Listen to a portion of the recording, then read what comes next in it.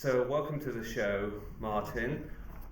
What was the spark that got, or event that got you started with learning about body language? Because I know that's what you initially started with. Yeah, hi Daniel. Thank you very much for having me. So about body language. Well, I guess it started very long time ago. I think about 15, 16 years ago when I was still pretty young, and I somewhere I heard that there is something more in communication than just words. I was super intrigued by that. I wanted to find out what's that, and when I found out that there is like all nonverbal spectrum of communication, it totally blew my mind. I made my parents buy me a book by James Borg about body language, and that book was my entry station to the body language, to the world of body language. So it was back then that I've been studying body language for like 10, 12 years before I started to teach it other people and like intentionally use it for my good and teaching it to other people, coaching people, and it so like that. How did you implement what the book says? Because I've read some like self-help, business, entrepreneur books, and it's very easy. And it will apply to other people as well. It's very easy for them to read the book and then just go, right, on the shelf it goes. Yeah. So how did you implement what you learned from James Borg, and what could other people use to implement what they've learned into their lives? Well, I guess that my personality helped me a lot with implementing that, and plus the thing that I was super passionate about it, and I really, really wanted to learn that and know that and be able to use it. So I feel there are two sections or two parts of body language, and it's about reading and observing body language, and then about projecting body language, like managing your own body. So these two, how to say, these two different approaches to body language are like different in learning style. So about observing body language, I read some theory, and I went out, and because my superpower I wish for is invisibility, because I love observing people. So I just went out, I took coffee by myself, and I've been sitting in a city and watching people and observing them. The same like when we were on some kind of event and there was like couples and groups and stuff like that, and people like this, like grouping in some way and social interacting somehow within that group. I've been observing that. I've been trying to find my own patterns. I knew the theory, but I went out there and tried to forget the theory and see what I can see in that actual venue. That's the first part. And the second part, like the projecting my own body language, it was about, because back at school when I was young I was bullied, so I need to kind of build out my confidence and dominance. So it was the main goal basically for me to kind of get myself together, to project enough confidence that other people won't feel like they can push me around. So Were it was you, basically like you either do it or you get not beaten, but yeah, pushed down. were you there sitting taking notes like they're doing this, they're doing that, they're doing this and this sort of thing, Oh or were you yeah. just literally sat there like, okay, so they're doing this? Oh yeah. It's exactly like how I've done it. I do have many, many notes. I have like 4 or 5 notebooks just written by observations and some simple schemes that I've drawn down just to capture the situation and see what's going on with those people. So you said before in other interviews that you've forgotten what book James Borg wrote that got you into body language. The book's called Body Language, so I'm not Oh, sure what I said. it's quite literally called Yeah, body language. Oh, okay. yeah, yeah. I do Um, have it in Czech language, so I guess like won't be relevant in here, but I still have it, and it's called Body Language. yeah, by James Borg. Yeah, Did it's you very have old. any other influences or other people that inspired you to pursue body language more besides James Borg? Because I know you've said about Dr. Is it Paul Ekman? Yeah, Yeah, exactly. Vanessa. There's also Vanessa Edwards, and but I couldn't really find him. But TJ Walker. EJ Walker, yeah, Yeah, yeah. was there anyone else? Was it just those three and Borg? There definitely is more people than that. James Bork is the first one, and the last that book that I have is the one and only piece of like content that I have by James Bork. The man that I look up to is definitely Dr. Paul Ekman. I have several certifications by him. I do have this extensive course, facial action coding system. It's like, I know, 500 pages of studying materials. You have to learn every single muscle in the face, and you are scoring the contraction of the muscles in the face, and it's crazy. It took me about, I know, 4 months to finish that certification. How many muscles are in the face then? It's about 34, I think. Really? 34 that we score in that certification. So, and there are the combinations of the muscles, and yeah, creates some sort of interesting combinations to look at the face. Other people that I look up to is definitely Joe Navarro. He's like the grandfather of body language. He's an FBI retired agent, and he's the main protagonist of the body language. He's great. People like Mark Bowden, he's great as well. I love his style in explaining body language. Chase Hughes, Greg Hartley, Scott Rouse is quite good as well. They are forming a behavioral panel. It's quite successful YouTube channel. I think they already have over 1 million subscribers, and they are observing criminals and people in interrogations and talking about it. Yeah. I was about to ask, I forget which one, but there's a YouTube channel that focuses on something crime psychology. The name eludes me, but I know what you're on about. They take It's probably. Mhm. they take interrogation footage for those that don't Yeah, know, yeah, and yeah. they go and they look at them like, so this person's kind of like leaned back and this Yeah, like yeah. kind of like dismissive, and they'll have another one with a bit like they don't get caught sort of thing. Yeah, exactly. Hmm. Yeah, and there are four of them, and they are the behavioral panel. It's called the behavioral panel, and they are doing all sorts of people, Yeah. analyzing them and tearing them apart. What are some of the unknown facts about body language that most people wouldn't know, but that you would know? So, subtle differences that most people just, it would go over their head, but for you, you'd be like, oh, that's an indication of this, or this is, they're going to do this because they might have moved the right shoulder slightly to the front, or something.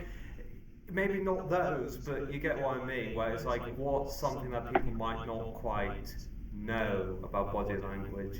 I think that body language is quite easy to explain because everything is really logical, and most of the things boils down to very simple explanations. So you either happy or sad or afraid, or you are into that thing. So it boils down to easy things, but what's the most difficult about it, and what most many people don't know, is, well, it's not about knowledge but about skill and reading the person. So for example, simple fidgets with the fingers, it's an indication of stress, for example, in some context. I don't want to say that it's absolute, like it's not absolute, but it's usually when you are in the interaction with the person and you notice stress very easily.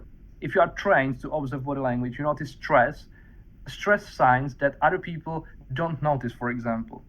So, for example, when me and my wife we meet some people, and she's saying like, "Oh, they were nice, they were confident." No, they weren't confident. It was do, and I can point at the things that suggested that they were stressed, they weren't comfortable, and that's something that most people are not picking up on because it's very subtle.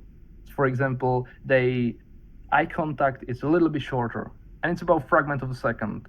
And when you notice that, you can work with the fact that the other person is stressed as well. You do not, how to say it, you do not idolize them because you see their stress, their fears, you see that they are human just as well as you are. Yeah, there's a saying, I forget who said it, but about your heroes, like they're full. How does it go again? Your heroes are full of shit, but they got very good at one thing. Oh yeah. Do you notice that quite a bit with online influencers when you watch their content? You can because you can pick out who's actually genuine and who's not. Does it make it easier to know who to follow and not? So like you can take. So I'm not going to say names, but one person you say two people are entrepreneurs.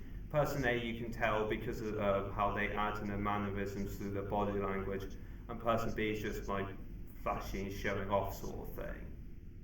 Does that make it easier for you to know who to look up to in that regard then? Oh yeah, I guess so. I guess you can easily say who really feels that, who really is the person who says he is, and who kinds of fake it. It's I just watched two or three people like young entrepreneurs from Czech Republic, just very funny how stressed they are, and yet they are clothed in a nice clothing, luxury clothing, and you see they are full of shit, and yet they post on Instagram how great they are. So it's yeah, it's funny to watch these people. How much does environmental factors play into body language? Because I was thinking about this as I was coming up with the questions. It's maybe because I know with a person's psychology there are other factors like their name, where they were born, their class, upbringing. Like you could change something as simple as like someone's first name and they're completely different people, because you do get that with siblings where say you got two brothers, one's really likes animals and one doesn't. I know that's very cookie cutter, but to keep it simple. Yeah. Does environment play into people's body language? So say if they're in like low income neighbourhoods, they're a bit more, just use this as an example for the sake of argument, they're a bit brash, a bit arrogant, or you might have someone who's from a nicer neighbourhood but they're kind of timid and shy. Or I know with clothing, the lower you are in socio-economics, the bigger the branding is. And that kind of has, and if you're higher in socio-economic status, the smaller the logos. So do stuff like that have a play into body language? Yeah, it has a huge impact, but not the only impact. It's not the only creating factor of that. So there plays a major role the personality of the person. Their attitudes to life is also very important, but where you are, it shapes who you are and how you act, because you are raised by someone, and when we are learning how to treat the world, we are watching the closest one, the one we look up to. So our parents shape our behavior a great deal. So yeah, simple answer is yes, it affects the way we behave, but it doesn't determine the way you have to end up. So you can always relearn that, and you can change and tweak that behavior, but somewhere in you it's still how you were learned, how you were taught. Okay, that's interesting, because I know some people might watch this and go, oh, my environment's kind of like prevented me from doing X, Y, and Z. It's like, No, no, you know. no. Have you ever had people call you a sidekick or something because you can just read, or like interesting stuff like that where you can read body language and go, can you read my mind? Yeah, definitely. I get it quite a lot. Not these days because I like changed to general coaching, but back in day, well, that was quite interesting moments because when I finished my school, I moved to London and I profiled myself into body language specialist, body language expert. I profiled myself like that. So and I started that brand, Martin Semerád, the body language expert, and I've been all the videos, all the analyzing body language that I've done on my YouTube channel. And when I get back home to Czech Republic, so people knew about my hobby and the thing that I do, and they literally didn't want to hang out with me because they've been afraid about what I might find out about them. And the same for my wife. When we started to go out together, she was afraid about what can I get from her, even though this is not what I do. I'm not psychoanalyzing people. I'm not using that for that, but people being afraid, and they sometimes still are. What are you the real life Patrick Jane from The Mentalist without the vendetta. Yeah, I forget to mention him, but he was a great inspiration for me. I really, really loved that show. It's one of my all-time favorite mentalists. So Patrick Jane was the reason why I wore a blue jacket with a blue vest. Yeah, Simon. I've only seen the clips, but Simon Baker did a really good performance of that character. Yeah, yeah, yeah, yeah, Yeah. yeah. How come you moved to London? You brought that. You mentioned about that. How come you decided to go to London from Czech Republic back, and then later back to Czech? Well, I'm deeply in love with London and Great Britain. I love that mentality. I love the culture. I'm not very fond of Czech culture and Czech mentality, so that was one of the reasons. But ever since I was like, I don't know, 12, I had a dream to move to London. I had it on my vision board for so long, and I worked on that vision for a very long time. And when I finished my school, I was wondering whether to go to uni or to move to London to kind of experience life and see the big world. I got accepted to uni, but I didn't want to go down that path, so I just decided to go to London. I took a summer job to get some money, and that got me to London. I had money for 2 weeks living in London. No people, I didn't know anybody. I had no job. I only had like rent paid for 1 month, and that was it. I had to figure everything out very quickly. Talk about on the fly. Yeah. Did you start your body coaching, body language coaching in London, or was that when you came back to Czech? I started in London, and I've done it in English for English speaking market for 5 years. Is it easier to? I'd assume it's easier to do it for an English-speaking market because not only is there more countries that speak English than Czech, but it's also the primary language of the world, isn't it? Yeah, Do yeah, you yeah, find that a definitely. lot? Do you find that easier compared to back home? Yeah, I think so because over here, Czech Republic has only about like 10.5 million people, so it's a very small country, and I guess we are like 3, 4 years behind the world over here in Czech Republic. So not many people know about what is body language or what's that good for, and they're very skeptic about these things. So it was so much easier to do it in English because I never heard the question what is body language in English, and I heard it many times in Czech Republic. It's Really? quite difficult. Yeah. Why? What's the difference between the two cultures? I guess that communism that's in here really affected the way people think and the way people trust others when they don't know for sure what's that going on.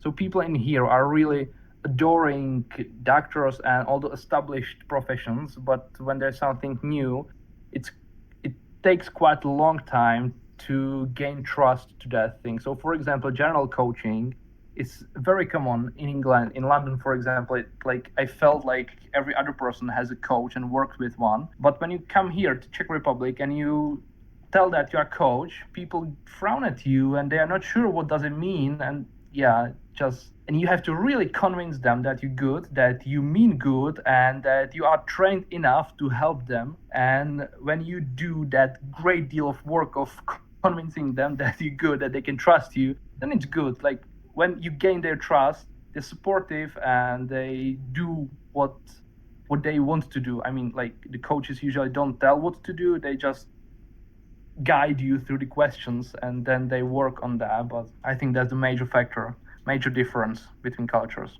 So, how exactly do you teach or train people to change their body language? Do they come to you with something they want to work with, or do you spend a good like 2, 3 sessions of figuring that out and then go from there, or is it a mixture of both? They usually come to me with something, and the good thing about body language is that it's quite visible. When you see the person for the first time, you usually already know what they want to work on, and by analyzing them when they are coming to the cafe, for example, you see them walk, you see them treat the people at the counter, and you probably know what to change and how to help them. So it's easy in that thing. So they come to me, I do my analysis as well, and then we are working on some theory explaining why something works some way, and also finding the reason why they should change that, because people are usually quite private and quite proud of their ways of treating people. So explaining why is that good, what's the benefit of changing,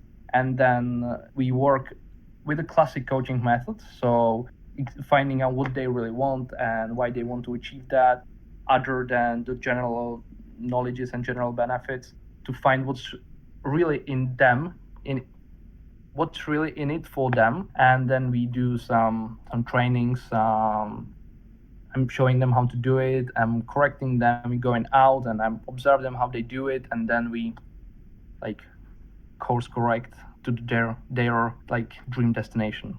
Sure. So do you do most of that in person or online? And with the online stuff, how does that typically work? Because I get in person you could literally be there and show them how to do it, but online is it you do it with them on something like Zoom or Google Meets, or do you send them a video or like step-by-step video tutorial? Yeah, when it's about body language, I think like 98% of all the meetings I have in person. So I'm out with them, and I'm like we are sitting in a cafe or walking down the street and doing that thing. And the general coaching, not the body language one, I'm doing mostly online. So we sitting through Zoom and talking. Can you, through your body language knowledge, can you tell which couples will stay together and which ones will end up breaking up? Because you can just tell that subtle difference of they're a Oh bit yeah. you can. Yeah, I can. I usually can. It's quite scary. What's the subtle differences? The differences are usually not that subtle, but when you are in a relationship, you are blind to that, and you don't want to admit that the problems are there. So you watch the synchronicity in in that couple. When they are walking, for example, you see how synchronized they are, how similar they look when they are next to each other. That's one of the very important factors that show that the people are compatible for each other. And I'm not diving into, because this is very complex research, and I believe doctors Gottmans are really into that, and they worked with Dr. Ekman and created the whole system of observing people and noticing their subtle differences in reacting to each other. So the Gottmans worked with Ekman. Ekman did the facial action coding system and all the micro expression, facial expression stuff. And the Gottmans created the whole system of scoring people's behavior and determining whether they are going to end up together or not Is in this like I think 5 years. is this the same experiment where they had like a makeshift? I think it was a hotel room or something. They had a makeshift room. Maybe it's a bit different, but was it the same people who had this makeshift hotel room? They brought in couples and they would observe them for, I think it was something like 15 minutes or something, and they used that to determine whether or not a couple would break up, divorce, etc. And they had like an accuracy rate. Yeah. 97, 98. Yeah. It was quite high. Was it the same people who did that? I think so. I think so. It sounds very different, very similar to that what I've been talking about. Yeah, and they are like bringing people. They have it. I know how to say it, like an agency or business that they bring people in the couple and they watch that couple interacting. They have like a home for them, and they see how they react to each other. And they've been describing like stages of breaking up the stages of breaking up. They call it four horsemen of something. The four horsemen of a failed relationship. Yeah, something like that. So what are the four horsemen? I can't tell them. I don't remember. Oh, that's It's quite some. Yeah. that's Yeah, interesting. but you generally can tell how good the relationship is by the Oh. synchronicity, by the amount of eye contact, by the amount of smiles, the way they react to each other, the amount of touches they have, and how far they stand to each other, and whether they are tilting to each other, whether they have like those subtle touches of each other. these are factors or things that you observe when you want to find out how good the relationship is. And I've seen many relationships that break up after time and they were missing those signs. And I also saw a lot of couples that have these, and they're really, really small, subtle cues, and they create the whole picture of a good relationship, and they stay together for at least much longer. I'm not that old to say that I was not that accurate even with the people who had them. No, it's the small stuff, isn't it, that Yeah. people overlook. If someone really masters their body language, like on the darker side of this conversation, could they use that to manipulate people? Like if they really, I mean, this like really had it under control. Worst come scenario, could they just manipulate other people because of how they're portraying themselves? Yeah, I think so. But it's not only because of body language. The body language is just one part that's essential to that, but they definitely have to know proper verbal stuff to do it because it's not just that. Because in body language, you can see when someone is confident, submissive. You can tell whether the person is confident with that other person, or you can observe that. For example, if I observe you in a group, I could tell who you look up to, who you are afraid of, what girl do you like because you'd be looking at them more, whether you already want to leave. And if I'd be clever enough to interpret all those signs and use it in some sort of manipulative strategy, it definitely would help me. But those informations alone won't make me to control you. So it's more of an amplifier, but it's not the. Okay. Yeah, it's not the key to manipulate someone. But okay. But it would help massively. Yeah, because Right. because you have the information that the other person doesn't want to say. Uh, wait, doesn't want to say. And oh yeah, they doesn't want to say it because with body language it's quite funny because it's the messages that you don't need to say and you don't want other people to know it. Most of the times there are some moments where you manipulate your own body language to show something to other people, but that you are stressed because of the interview, for example, you don't want me to know that, for example, but I can tell. Can you actually? Sometimes you blush a little bit. I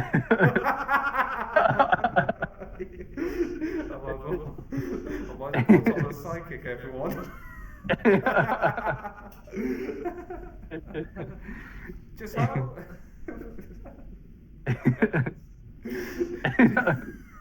We've lost it.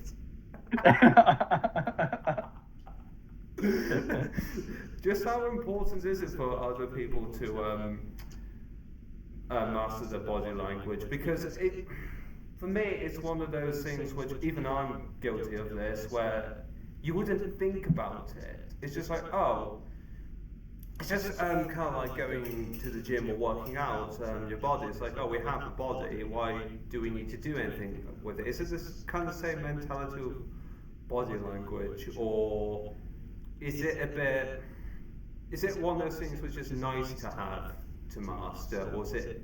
Would you say it's essential? I myself say it's an essential, but you will survive without it. Yeah, because like it won't help you to survive. Well, it can in some cases, but for me, body language is something that helps me to connect with people, and I'm really good at connecting with people because I know them. I look at them. I know how to treat them. I know how what sort of jokes I can have. I know when to push, when to quiet down, when to be more aggressive with them, and that helps me to get almost anybody to like me and to do business with me, for example. I've used that many times, and I believe that helped me enormously in everything that I've done with my life, my career, my coaching, my relationships, my, well, problems that I had with people. I've been able to solve that because I had the information about the person. So in that case, it's essential for me because it helped me a lot. But if you are socially dumb, you will survive as well. but not as easily as the person with that kind of skill. It's actually quite interesting you saying that it's essential, but you can survive without it. I've never heard anything in general where people go, "Oh, you need this, but if you don't, meh." Yeah, Yeah. yeah. What I mean that everybody somehow reacts to body language, and you have some amount of that skill to survive. And if you do a little of work, it doesn't take that much of work to do it. You can tweak that and see those tiny changes in people's behavior, and it really help you to meet better people, to be better at negotiations, to bond better with people. To There's an interesting story, if I can share it. Yeah, go ahead. We had, yeah, we've been in a pub in London, and there was like quite crowded, and there's a nice spot on a sofa, and we went there with my wife, and nobody was sitting there, but there was some glasses on the table. So I came there, and some old man who was like picking up something from under the couch, and I came there. I just started to turn to put down my jacket, and some huge bald guy was heading to me. I was, oh fuck, it's probably this his place, and I kind of took it from him. So it's gonna be very funny. So he came to me. He was like 30 centimeters higher than me, much bigger than I am. I'm quite short, so it's not that difficult to be that much bigger than I am. And it was like, all right, we're probably going to fight, so I have to do everything in my power to avoid that fight because I stand no chance against him. So in my head I had a list what I absolutely have to do. So I'll stand straight, push my shoulders back, look him in the eyes, and no flicking. Even one look down to the ground would mean that the fight would start. So I knew that, and he came to me, look into each other for like maybe 5 seconds, and I did nothing. I didn't. I knew that I can't even like do a half centimeter step back because that would signal that I'm afraid, that I'm not ready to stand against him. So I had it in my head, and I'm looking at him. And after those 5 seconds, when he find out that I am not going to flick, that I'm not going to back up, he totally changed. His body language changed. He started to laugh. He started to hug me. He was a Russian, so kind of have similar language with Russians, similar like nature. So we understood, quite hit it off, and talked for like 5 minutes. It was great, but there were moments that I knew that if I showed any weakness, we get into fight, and I don't know, he'd probably kill me because he was so much bigger than I am. Was he So that was all the moment. was Huh? he all jacked and stuff as well, or was he just? Yeah, Oh, really? yeah, Talk about a talk about David versus Goliath, eh? yeah. It looked like that. You mentioned about people have got that innate ability to sense when something's off, and I had something came up recently for me. I went for a job interview like a week or two ago, or something like that. The guy was an assistant manager, but I would describe him as meek. So what I mean is, it's quite hunched over. Like I'm just sitting as I'm casually am, and he Yeah. and he was like quite hunched over, almost afraid of me, and I felt like this weird power shift. Like I'm like this should not be happening. I should not be the one with any element of control. But I was. I think he was. To say he was quite intimidated by me to some extent would not be a stretch, and I wonder what your take on people like that is, because he's very much brains over brawn, because he's in a managerial role, but Mhm. his whole tone, his whole composure was essentially that of someone of lower class, to be nice. His whole body language and the way he was in life just didn't add up. What I'm trying to ask is, what would you make out of a person who's kind of like that, or something similar? Say they're got a really important job role, but they're obviously kind of like timid and shy. So say there's a lot of construction around my area, so say a foreman, whatever, is a bit timid, but they Yeah. shouldn't. How would you make out those kind of people? It's quite difficult because naturally, when you see a submissive person, you have tendency to dominate them over because it's kind of like innate way how to treat that equilibrium of energy. When you see someone submissive, you want to take control of them because you feel like they don't can't do it on their own, and you just want to do it because you can. That's a problem because of that opposite energy. When you want to bond with people, you want to get that person on your side and trust them to like them and probably offer you the job. What I would do is to not appear threatening to that person. Definitely not that, not dominating them over, but tune to their energy level and get them on my side. That was something that I've done with the interview that's like 2.5 years ago when I went to job interview. I've done that as well. I had to match the energy of the person that's interviewing me because I really wanted that job. So what I've done is that I called the girl that interviewed me and tried to listen to her voice, to her energy, and try to figure out how am I going to be reacting to her when I meet her those 3 minutes later than when she came to pick me up from the lobby of the building. And those first moments, I'm observing the people, how they react, how far they stand from me, how much confidence they project with their shoulder stand, with their head stand, how much eye contact they give me, how much smile they do have, what sort of vocabulary they use, and I'm mirroring them. And I'm using when I need them, I'm doing it slightly less than they do, so they feel they are still above me. And that will, I guess, that's kind of a manipulation to some extent, but in a good way because you want the person to trust you and not feel threatening. Because if he was threatened by you, he's not going to offer you the role, I guess. Yeah, I did get it. Yeah.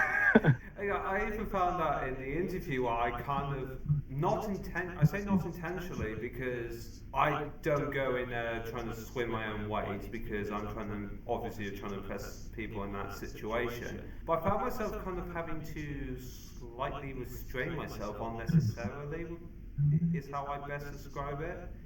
I don't know. It just seemed for me. I wanted to run it past you because it just seemed a little bit weird. Yeah, it depends on what the goal is. I definitely like, even if you suppress yourself to some extent to get some person, it's like one time job. It's not the way you will have to treat the person for the long period of time.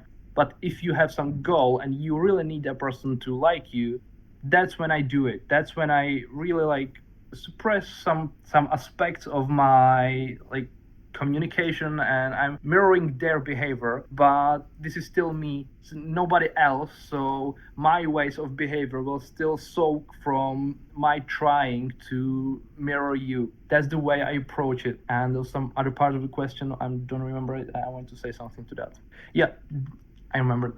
And the other thing is that some people are compatible and some people are not. And because I have the skill to get to like me almost, I can make almost everyone to like me and I can talk to almost everyone because of the skill that I have, but that gives me the great freedom in the fact that I don't have to talk to everybody because I know I can do it with the people, that I can choose people who I want to talk with. So if there is someone who I really don't vibe with, I really don't like them, and I don't want to mirror their behavior, it's just, oh, fuck them. I'm not going to talk to you. I don't need to. So, yeah, all right, thank you. I don't want your job. I never want to work under your management. So Well, thank you some for your time. employment opportunities there. Yeah.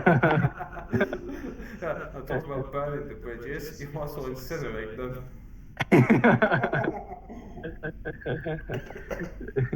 You said earlier you transitioned into more generalized coaching. Why did you make the shift? Was it because body language was a bit too niche, or was it you just wanted a bigger beast to slay? Yeah, because body language is a great passion of mine, but my other passion is talking to people and helping people to see other perspectives on more intellectual stuff than just communication. So, because when I've been coaching people on body language and teaching them how to stand, how to talk to people, how to handle problems in conversations, it kind of boils down that there is something else other than communication, and it's about their beliefs, their values, and other goals in life that I've really enjoyed solving for them or helping them to solve it. So I decided to transition to more general coaching because I can use the skill of body language. It's really helpful when I see through the person, so to speak, and I can see when they are really stressed or where's the real trouble, where the real trouble lies, and I can help it to overcome it. So that was the main reason I decided to switch into general coaching because it combines more of my passions than just one. Sure, and I suppose with the body language you can tell when someone's not being genuine or sincere. It does. I assume that makes it easier for you compared to some other coaches. Yeah. I believe so. How easy would you say is it to spot those kind of people who come to you, but I won't say either going to waste your time, not do the work, because you can just go, But yeah, you usually get it on the first session, on the discovery session. You start talking to those people, and not only that, you are observing their behavior. You also asking them, have you already done something to finish that goal, or have you already seek some help to that? What did you do? Did it help? How much time did you spend on that? And you find out that some of them, oh, I've never done anything. Oh yeah, I had three other coaches and nobody helped me. So you don't want to talk to that person anymore because he's just draining you usually. yeah, I suppose in that case, it just, me and you have the same coach. It, Yeah. what did he say in this course that people often, to paraphrase, coach hop, I want to say? You know what I mean? Like they hop from coach to coach to coach Oh to yeah. coach. Yeah. Uh-huh. Yeah. I assume you've had people like that. Yeah, on the discovery sessions I did. I hope I've to this day I've discovered them on that discovery session and did not start working with them. So good for me. They just insert some victory music. Da, da, da, da, da, da,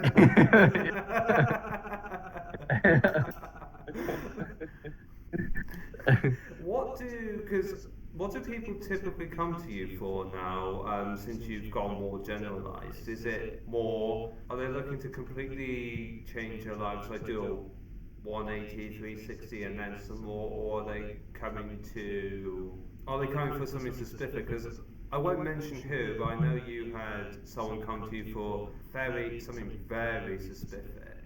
I'm trying to keep it vague so not to give them away, basically. Yeah.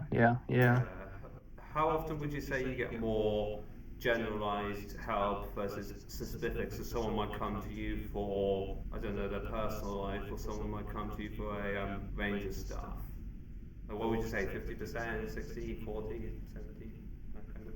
Yeah, I think it's 50-50, something like Really? that. Yeah. Me and you have known each other for, I want to say, coming up a year now. What would you say, with your body language expertise, what would you... oh, this is over this box, shall we? What would you pick up me with your body language stuff? Now I've opened it. Basically asking you to do psychoanalysis, the body language edition. Body language analysis of you. Yeah, come on. Why not? We got the time. Oh dear. Yeah.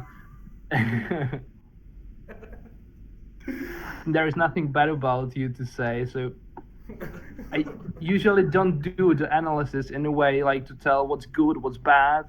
I usually do the analysis, as I mentioned, to know how to get along with you. So that's the main way. How do I analyze people? And then if I like need to find out whether the person is good for something, I'm like tuning the emotions to the goal and seeing whether the person like fits to that. Oh, But is a. Are you doing like a on the spot failure rate sort of things, or like field testing? It's like, oh, this works, this doesn't, and doing as fast as you can, sort of thing. yeah, yeah, yeah, Ah, yeah, okay. So yeah. like kind of Well, prodding with a stick, but seeing what works and what doesn't. yeah, yeah, yeah, yeah, yeah. Exactly, exactly. Is that easier to do, or is that how is that can that be challenging, or is it because each person's going to be different, obviously. So is it simple most of the time? Is it complex? Is it a mixture?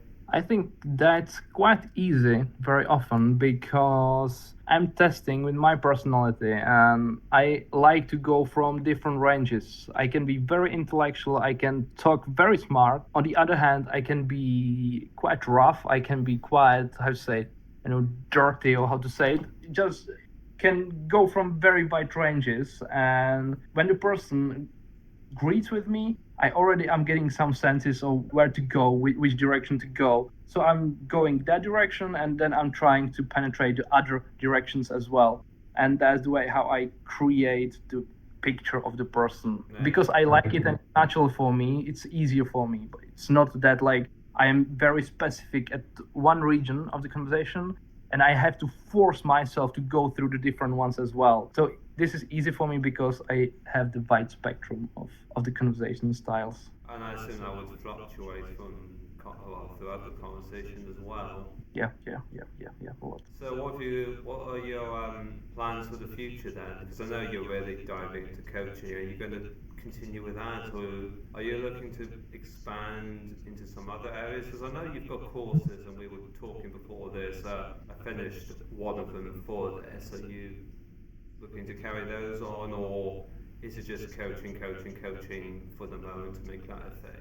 I think that at the moment I'm talking to people at Script about publishing my audiobook on there. So it's about body language and body language coaching. It's about first impression and 6 pillars of a great first impression. And I guess that future holds is at the moment more general coaching. I want to get into talking like to more people. With the coaching, I want to evangelize coaching in Czech Republic a little bit because I feel like it's a great industry and I hate it that people are like frowning upon coaching in Czech Republic. So I want to change that a little bit. So that's like a long-term goal in Czech Republic. But for me personally, I'd like to get really good at coaching in Czech, and then I would like to transition to English and start doing for English market as well because it's still closer to me than coaching in Czech, Oh, really? which is kind of paradoxically, yeah. Yeah, I would agree with that. Was it Yeah. a bit easier to do English first because there's a bigger market and then transition to Czech, or like we said earlier with the culture differences, it's you need to master one before doing the other? I think that starting in Czech markets for me is more about gaining some financial stability to like get the business together because I am in Czech Republic at the moment and the people I talk to are in Czech and I need some market where to get some clients so I can become like stable and then I'll be going to other markets as well. I just, when you were saying that, I just realised it's also a time zone thing, because for you, now, for me it's pushing 5 o'clock, for you it's pushing 6 o'clock. Yeah, yeah, six. Yeah, and if you were to go to English, you'd have to deal with America's time zones. And I think they've got four, and I know one of them. I'm personally 8 hours ahead. You'd be 9 hours ahead. I could see that being a bit of a headache, Yeah, especially at the moment. Yeah, yeah, yeah. I guess there will be challenges for my future myself. I don't know. Maybe hire someone to deal with all of that.